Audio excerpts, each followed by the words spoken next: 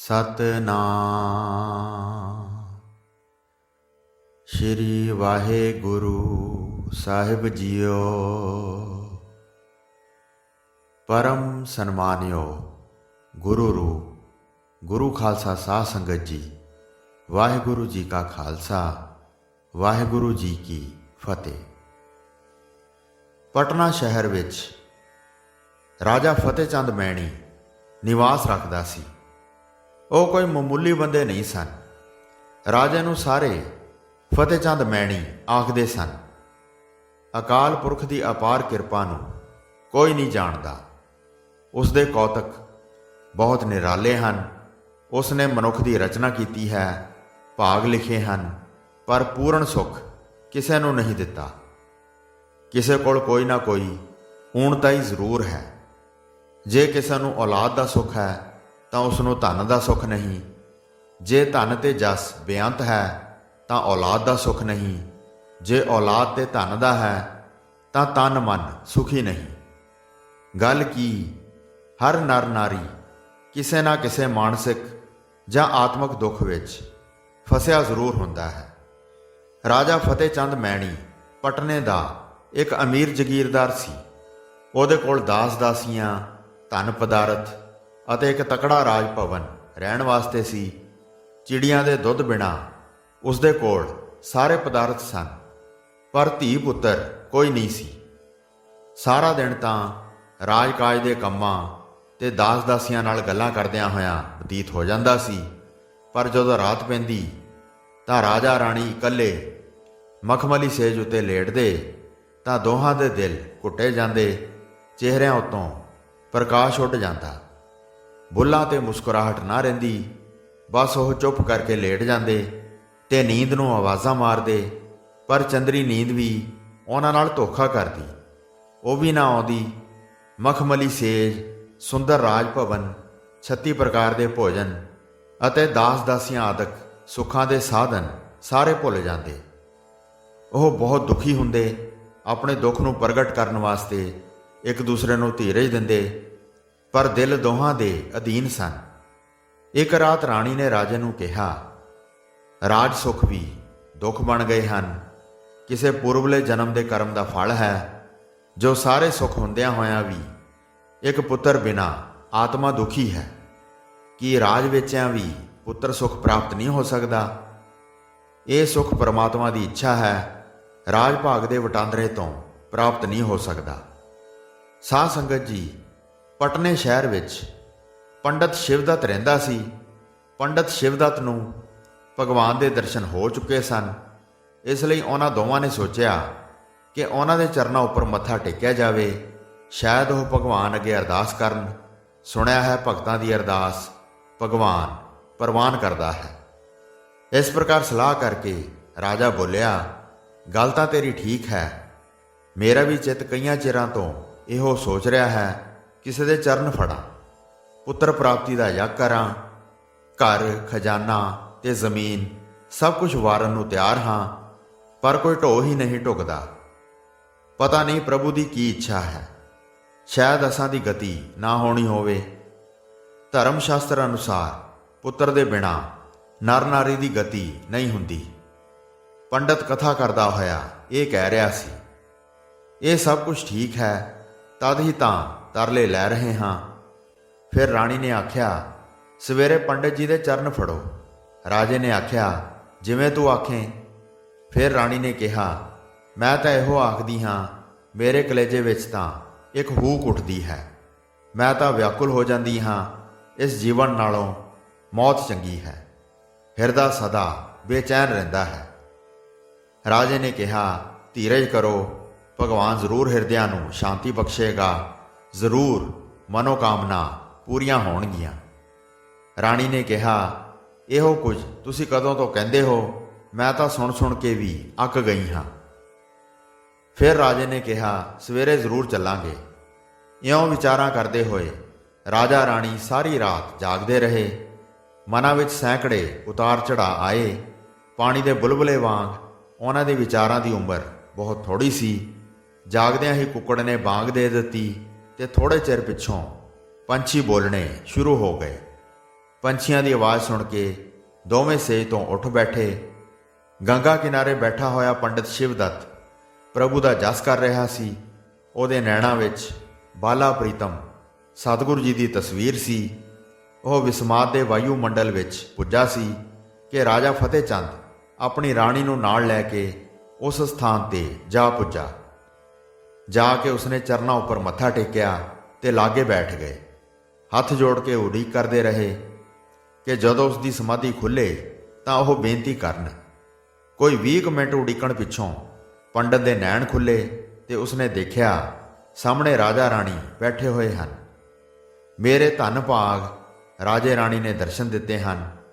ਸ਼ਿਵਦੱਤ ਨੇ ਬੜੇ ਪ੍ਰੇਮ ਤੇ ਮਿੱਠੇ ਸ਼ਬਦਾਂ ਵਿੱਚ ਆਖਿਆ, ਦਰਸ਼ਨ ਨਹੀਂ ਦਿੱਤੇ, ਅਸੀਂ ਪਾਪੀ ਜੀਵ ਦਰਸ਼ਨ ਕਰਨ ਵਾਸਤੇ ਆਏ ਹਾਂ। ਅਸਾਂ ਤੇ ਦਇਆ ਕਰੋ, ਦਿਲ ਵਿੱਚ ਵੇਦਨ ਹੈ। ਰਾਜੇ ਅਤੇ ਰਾਣੀ ਨੇ ਇੱਕ ਜ਼ੁਬਾਨ ਕਿਹਾ, ਅਸਾਂ ਦੀ ਵੇਦਨਾ ਦੂਰ ਕਰੋ।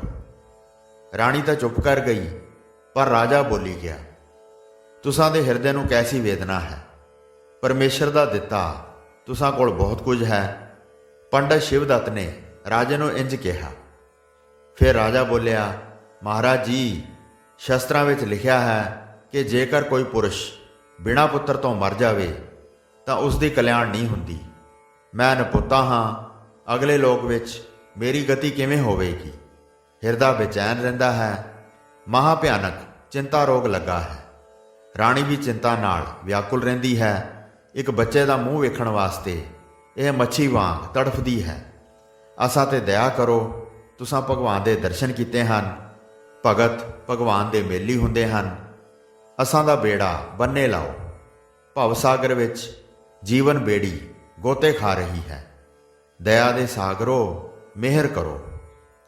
ਰਾਜੇ ਦਾ ਤਰਲਾ ਸੁਣ ਕੇ ਬ੍ਰਹਮ ਗਿਆਨੀ ਤੇ ਸਤਿਗੁਰੂ ਜੀ ਦੇ ਚਰਨਾਂ ਦਾ ਭੌਰਾ ਪੰਡਤ ਸ਼ਿਵਦੱਤ ਬਹੁਤ ਹੈਰਾਨ ਹੋਇਆ, ਪਰ ਹੈਰਾਨੀ ਨੂੰ ਪ੍ਰਗਟ ਨਾ ਹੋਣ ਦਿੱਤਾ ਤੇ ਇਉਂ ਆਖਿਆ, ਹੇ ਰਾਜਨ, ਧੀਰਜ ਕਰੋ।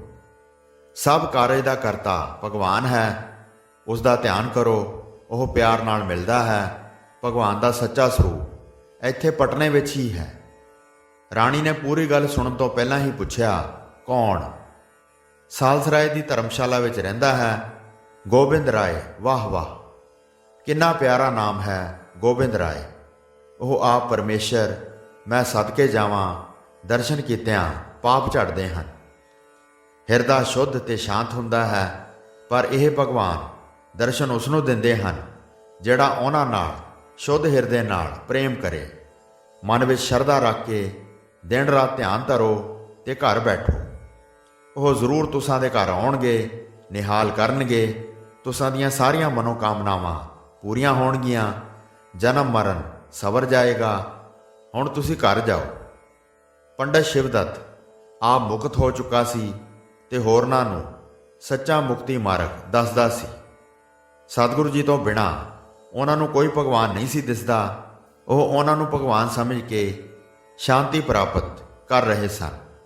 ਉਸ ਦੇ ਬਚਨ ਸੁਣ ਕੇ ਰਾਜੇ ਤੇ ਰਾਣੀ ਨੂੰ ਕੁਝ ਸ਼ਾਂਤੀ ਹੋਈ। ਉਹਨਾਂ ਦੋਹਾਂ ਜੀਆਂ ਨੇ ਪੰਡਤ ਜੀ ਦੇ ਚਰਨਾਂ ਉੱਪਰ ਮੱਥਾ ਟੇਕਿਆ ਤੇ ਰਾਜ ਭਵਨ ਵੱਲ ਆ ਗਏ। ਘਰ ਆ ਕੇ ਰਾਜੇ ਰਾਣੀ ਨੇ ਸਤਿਗੁਰੂ ਜੀ ਦਾ ਧਿਆਨ ਧਰਨਾ ਸ਼ੁਰੂ ਕੀਤਾ। ਉਹਨਾਂ ਨੂੰ ਪਤਾ ਲੱਗਾ ਕਿ ਸਤਿਗੁਰੂ ਜੀ ਜਦੋਂ ਕਿਸੇ ਦੇ ਘਰ ਜਾਂਦੇ ਹਨ ਤਾਂ ਕੁਝ ਖਾਣ ਨੂੰ ਵੀ ਮੰਗਦੇ ਹਨ। ਰਾਣੀ ਨੇ ਕਈ ਪ੍ਰਕਾਰ ਦੇ ਭੋਜਨ ਤਿਆਰ ਕਰਵਾਏ। ਜਿਵੇਂ ਪੰਡਤ ਸ਼ਿਵਦੱਤ ਨੇ ਦੱਸਿਆ ਸੀ ਉਸ ਤਰ੍ਹਾਂ ਹੀ ਯਾਦ ਕੀਤਾ। ਸਾਰਾ ਦਿਨ ਬੀਤ ਗਿਆ, ਪਰ ਸਾਹਿਬ ਉਸ ਬਾਜ਼ਾਰ ਵਿੱਚ ਨਾ ਗਏ। ਰਾਜਾ ਤੇ ਰਾਣੀ ਘਬਰਾ ਗਏ। ਉਹਨਾਂ ਨੇ ਸਮਝਿਆ ਕਿ ਉਹਨਾਂ ਦੀ ਸ਼ਰਧਾ ਵਿੱਚ ਊਣਤਾ ਹੀ ਹੈ, ਪਿਆਰ ਵਿੱਚ ਕਮੀ ਹੈ। ਹਿਰਦੇ ਨਿਰਮਲ ਨਹੀਂ ਹੋਏ। ਹੰਕਾਰ ਦੀ ਮੈਲ ਦਾ ਕਿਤੇ ਨਿਸ਼ਾਨ ਹੈ। ਉਹ ਦੋਵੇਂ ਸਮਾਧੀਆਂ ਲਾ ਕੇ ਬੈਠ ਗਏ। ਉਹਨਾਂ ਦੀਆਂ ਅੱਖਾਂ ਅੱਗੇ ਸਤਿਗੁਰੂ ਜੀ ਦਾ ਚਿੱਤਰ ਸੀ। ਸਤਨਾਮ ਵਾਹਿਗੁਰੂ ਦਾ ਸਿਮਰਨ ਹਿਰਦਾ ਕਰਦਾ ਸੀ, ਕਿਉਂਕਿ ਪੰਡਤ ਸ਼ਿਵਦੱਤ ਨੇ ਉਹਨਾਂ ਨੂੰ ਇਹੋ ਕੁਝ ਦੱਸਿਆ ਸੀ। ਸੱਚਾ ਪਿਆਰ ਦੂਸਰੇ ਦੇ ਹਿਰਦੇ ਨੂੰ ਖਿੱਚ ਪਾਉਂਦਾ ਹੈ। ਭਗਤ ਦੇ ਭਗਵਾਨ ਤਾਂ ਪਿਆਰ ਦੀ ਡੋਰੀ ਨਾਲ ਖਿੱਚੇ ਹੋਏ ਦੂਰ ਦੂਰ ਚਲੇ ਜਾਂਦੇ ਹਨ। ਭਗਤ ਪ੍ਰਹਿਲਾਦ ਨੇ ਯਾਦ ਕੀਤਾ ਤਾਂ ਥੰਮ ਪਾੜ ਕੇ ਨਰ ਸਿੰਘ ਦਾ ਅਵਤਾਰ ਧਾਰ ਲਿਆ ਸੀ। ਬਾਲਾ ਪ੍ਰੀਤਮ ਭਲਾ ਕਿਉਂ ਨਾ ਖਿੱਚਿਆ ਜਾਂਦਾ? ਹੱਥ ਵਿੱਚ ਖੁੰਡੀ ਲੈ ਕੇ ਖੇਡਦੇ ਹੋਏ ਦਾਤਾਰ ਸਾਥੀਆਂ ਸਮੇਤ ਰਾਣੀ ਦੇ ਰਾਜ ਭਵਨ ਅੱਗੇ ਜਾ ਪੁੱਜੇ। ਝਕੇ ਨਹੀਂ, ਰੁਕੇ ਨਹੀਂ, ਨਿਡਰ ਮਸਤ ਹਾਥੀ ਵਾਂਗ ਝੂਮਦੇ ਹੋਏ ਅੰਦਰ ਚਲੇ ਗਏ। ਡਿਓੜੀ ਬਰਾਂਡੇ ਤੇ ਵਿਹੜੇ ਲੰਘਦੇ ਹੋਏ ਉਸ ਸਥਾਨ ਤੇ ਜਾ ਪੁੱਜੇ ਜਿੱਥੇ ਰਾਣੀ ਉਸ਼ਾ ਦਾ ਆਸਨ ਵਿਛਾ ਕੇ ਬੈਠੀ ਹੋਈ ਇਕਾਗਰ ਚਿੱਤ ਸਮਾਧੀ ਵਿੱਚ ਸੀ। ਰਾਣੀ ਦੀ ਸੁਰਤ ਬਾਲੇ ਪ੍ਰੀਤਮ ਦੇ ਚਰਨਾਂ ਨਾਲ ਜੁੜੀ ਹੋਈ ਸੀ। ਉਸ ਨੂੰ ਨਹੀਂ ਪਤਾ ਲੱਗਾ ਕਿ ਜਿਸ ਦੀ ਢੂੰਡ ਕਰ ਰਹੀ ਹੈ, ਜਿਸ ਨੂੰ ਘਰ ਸੱਦਣ ਵਾਸਤੇ ਤਰਲੋ ਮੱਛੀ ਹੋ ਰਹੀ ਹੈ, ਉਹ ਆਪ ਹੀ ਘਰ ਆ ਪੁੱਜੇ ਹਨ। ਅੰਤਰਜਾਮੀ ਸਤਿਗੁਰੂ ਜੀ ਨੇ ਰਾਜ ਭਵਨ ਦੀਆਂ ਦਾਸੀਆਂ ਨੂੰ ਕੁਝ ਨਹੀਂ ਕਿਹਾ। ਉਹ ਸਿੱਧੇ ਰਾਣੀ ਦੇ ਪਾਸੇ ਗਏ ਤੇ ਮਲਕੜੇ ਜਿਹੇ ਨਿੱਕੇ ਹੱਥਾਂ ਨਾਲ ਰਾਣੀ ਦੇ ਨੇਤਰ ਮੁੰਦ ਦਿੱਤੇ। ਨੇਤਰਾਂ ਉੱਤੇ ਕਰ ਕਮਲਾਂ ਦਾ ਟਿਕਣਾ ਸੀ ਕਿ ਰਾਣੀ ਸਵਾਦੋ ਸਵਾਦ ਹੋ ਗਈ। ਉਸਦੇ ਹਿਰਦੇ ਦੀ ਧੜਕਨ ਮੱਠੀ ਹੋਈ। ਉਹਦੇ ਹਿਰਦੇ ਨੇ ਆਵਾਜ਼ ਦਿੱਤੀ, ਭੋਲੀ ਰਾਣੀਏ, ਉਹ ਆ ਗਏ, ਉਹ ਆ ਗਏ। ਨਿਰਾਲੇ ਕੌਤਕ ਕਰਨ ਵਾਲੇ ਬਾਲੇ ਪ੍ਰੀਤਮ ਨੇ ਕੰਨ ਵਿੱਚ ਕਿਹਾ, ਮਾਤਾ ਜੀ। ਮਾਤਾ ਜੀ ਸ਼ਬਦ ਰਾਣੀ ਵਾਸਤੇ ਦੁਰਲਭ ਸੀ। ਉਸਨੇ ਰਾਣੀ ਜੀ, ਸਰਕਾਰ ਇਹ ਸ਼ਬਦ ਸੁਣੇ ਸਨ, ਪਰ ਕਿਸੇ ਨੇ ਉਸ ਨੂੰ ਮਾਤਾ ਜੀ ਨਹੀਂ ਸੀ ਕਿਹਾ। ਇਸੇ ਸ਼ਬਦ ਦੇ ਸੁਣਨ ਬਦਲੇ ਤਾਂ ਉਹ ਵਿਆਕੁਲ ਹੋ ਰਹੀ ਸੀ। ਉਸਨੇ ਕਿਹਾ, ਮੇਰੇ ਧਨ ਭਾਗ, ਕੀ ਮੈਂ ਸੁਪਨਾ ਤਾਂ ਨਹੀਂ ਵੇਖ ਰਹੀ? ਕੀ ਸੱਚਮੁੱਚ ਮੈਨੂੰ ਹੀ ਮਾਤਾ ਜੀ ਕਿਹਾ ਗਿਆ? ਇਹ ਆ ਕੇ ਸਤਿਗੁਰੂ ਜੀ ਦੇ ਨਿੱਕੇ ਨਿੱਕੇ ਤੇ ਫੁੱਲਾਂ ਦੀਆਂ ਪੱਤੀਆਂ ਨਾਲੋਂ ਨਰਮ ਕੋਮਲ ਹੱਥਾਂ ਨੂੰ ਫੜ ਲਿਆ। ਆਪਣੇ ਹੱਥਾਂ ਵਿੱਚ ਐਸਾ ਘੁੱਟਿਆ ਕਿ ਸਾਰਾ ਸਰੀਰ ਥਰਥਰਾ ਗਿਆ। ਮੈਂ ਵਾਰੀ, ਮੈਂ ਘੋਲੀ, ਮੇਰਾ ਜੀਵਨ ਆ ਗਿਆ, ਪਰਮੇਸ਼ਰ ਆ ਗਿਆ, ਬੰਸੀ ਵਾਲਾ ਪਿਆਰਾ ਕ੍ਰਿਸ਼ਨ ਆ ਪੁੱਜਾ। ਇਉਂ ਪ੍ਰਸੰਨਤਾ ਨਾਲ ਉਹਦਾ ਹਿਰਦਾ ਗਦਗਦ ਹੋ ਗਿਆ। ਉਸਨੇ ਅੱਖਾਂ ਖੋਲੀਆਂ। ਅੱਖਾਂ ਖੋਲ ਕੇ ਦੇਖਿਆ ਤਾਂ ਉਹਦਾ ਸਿਰ ਚਕਰਾ ਗਿਆ। ਖੁਸ਼ੀ ਤੇ ਆਸ ਪੂਰੀ ਹੋਣ ਦੀ ਝਾਤੀ ਨਾ ਦੇਖ ਸਕੀ। ਅੰਮ੍ਰਿਤਾ ਜੀਵਨ ਦਾਤੇ ਨੇ ਉਸੇ ਵੇਲੇ ਮੁਸਕਰਾਉਂਦਿਆਂ ਹੋਇਆ ਕਿਹਾ, ਮਾਤਾ ਜੀ, ਮੈਨੂੰ ਭੁੱਖ ਲੱਗੀ ਹੈ। ਮੇਰੇ ਲਾਲ ਨੂੰ ਭੁੱਖ ਲੱਗੀ ਹੈ। ਮੇਰਾ ਬੇਟਾ ਭੁੱਖਾ ਹੈ। ਮੇਰੇ ਧਨ ਭਾਗ, ਮੈਂ ਹੁਣੇ ਹੀ ਮਠਿਆਈਆਂ ਪੂੜੀਆਂ ਮੰਗਵਾਉਂਦੀ ਹਾਂ। ਰੱਜ ਰੱਜ ਕੇ ਖਾਵੋ ਤੇ ਮੇਰੀ ਭੁੱਖ ਨੂੰ ਦੂਰ ਕਰੋ। ਮੈਂ ਮਠਿਆਈ ਨਹੀਂ ਖਾਣੀ, ਘੁੰਗਣੀਆਂ ਖਾਣੀਆਂ ਹਨ ਤੇ ਦੁੱਧ ਦੀਆਂ ਪੂੜੀਆਂ, ਬਸ ਇਸ ਤੋਂ ਬਿਨਾਂ ਹੋਰ ਕੁਝ ਨਹੀਂ। ਇਹ ਚੀਜ਼ਾਂ ਮੈਨੂੰ ਬਹੁਤ ਸਵਾਦ ਲੱਗਦੀਆਂ ਹਨ। ਘੁੰਗਣੀਆਂ ਦਾ ਨਾਮ ਸੁਣ ਕੇ ਰਾਣੀ ਨੂੰ ਪੰਡਤ ਸ਼ਿਵਦੱਤ ਜੀ ਦੇ ਬਚਨ ਚੇਤੇ ਆਏ। ਉਸਨੇ ਖਿਆਲ ਕੀਤਾ ਕਿ ਉਹਦੀ ਆਸ ਪੂਰੀ ਹੋ ਗਈ। ਪਰਮਾਤਮਾ ਵੱਲੋਂ ਹੁਕਮ ਆ ਗਿਆ ਕਿ ਉਹਦੇ ਮਨ ਦੀਆਂ ਮੁਰਾਦਾਂ ਪੂਰੀਆਂ ਹੋ ਜਾਣਗੀਆਂ। ਉਹ ਪ੍ਰੇਮ ਦੀਵਾਨੀ ਛੇਤੀ ਨਾਲ ਉੱਠੀ ਤੇ ਘੁੰਗਣੀਆਂ ਲਿਆਈ। ਉਹਨਾਂ ਘੁੰਗਣੀਆਂ ਨੂੰ ਦੇਖ ਕੇ ਸਤਿਗੁਰਾਂ ਨੇ ਬਚਨ ਕੀਤਾ, ਅਸੀਂ ਆਪਣੇ ਸਾਥੀਆਂ ਨੂੰ ਸੱਦ ਲਿਆਈਏ। ਉਹ ਇਹਨਾਂ ਘੁੰਗਣੀਆਂ ਦੇ ਹਿੱਸੇਦਾਰ ਹਨ। ਤੁਸੀਂ ਬੈਠੋ, ਮੈਂ ਹੁਣੇ ਆਵਾਜ਼ ਦਿੰਦੀ ਹਾਂ। ਦਾਸੀਆਂ ਸੱਦ ਲਿਆਉਂਦੀਆਂ ਹਨ। ਤੁਸੀਂ ਖੇਚਲ ਨਾ ਕਰੋ, ਤੁਸਾਂ ਨੂੰ ਭੁੱਖ ਲੱਗੀ ਹੈ। ਇਹ ਆ ਕੇ ਰਾਣੀ ਨੇ ਦਾਸੀਆਂ ਨੂੰ ਆਵਾਜ਼ ਮਾਰੀ। ਆਵਾਜ਼ ਸੁਣਦੇ ਸਾਰ ਦਾਸੀਆਂ ਆਈਆਂ ਤੇ ਹੁਕਮ ਸੁਣ ਕੇ ਮੁੜਦੇ ਪੈਰੀ ਚਲੀਆਂ ਗਈਆਂ। ਉਹ ਖੋਟੇ ਰੁਪਈਏ ਵਾਂਗ ਛੇਤੀ ਵਾਪਸ ਮੁੜਦੀਆਂ ਹੋਈਆਂ। ਸਤਿਗੁਰੂ ਜੀ ਦੇ ਬਾਲ ਸਾਥੀਆਂ ਨੂੰ ਆਪਣੇ ਨਾਲ ਲਿਆਈਆਂ।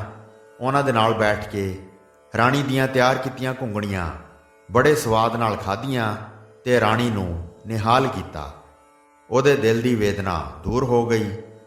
ਸਤਿਗੁਰੂ ਜੀ ਨੇ ਫਰਮਾਇਆ, ਅਸੀਂ ਰੋਜ਼ ਆਇਆ ਕਰਾਂਗੇ। ਘੁੰਗਣੀਆਂ ਤੇ ਦੁੱਧ ਦੀਆਂ ਪੂੜੀਆਂ ਤਿਆਰ ਰਿਹਾ ਕਰਨ।